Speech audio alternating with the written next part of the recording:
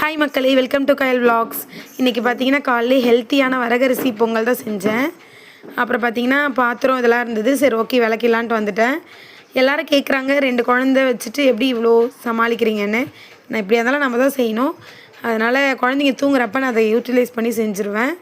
அப்புறம் பார்த்தீங்கன்னா மளிகை ஜாமான்லாம் தீந்துருச்சு. சரி எல்லாத்தையும் வந்து அழகாக பாக்ஸில் போட்டுட்டு சமைக்க வந்துட்டேன். இன்றைக்கி பார்த்தீங்கன்னா மீன் குழம்பு தான் சமைச்சேன். ஈஸி தான். என்னோடய ஸ்டைலில் எப்படி மீன் குழம்பு வைக்கணும்னு பார்ப்போமா?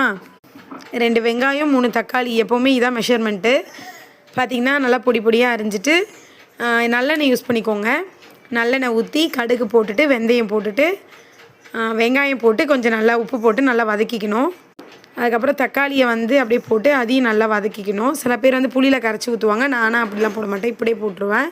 வெங்காயம் தக்காளி பார்த்திங்கன்னா நல்லா வதங்கணும். அது நல்லா வதங்கினா தான் நல்லா டேஸ்ட்டே.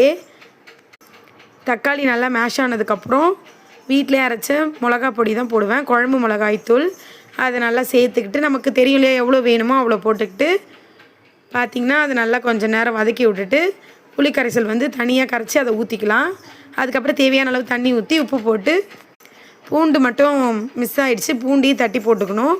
அதுக்கப்புறம் லோ ஃப்ளேமில் வச்சு கொதிக்க வச்சா சூப்பரான மீன் குழம்பு ரெடி ஆகிடுச்சு. ஓகே மக்களே, பாய்.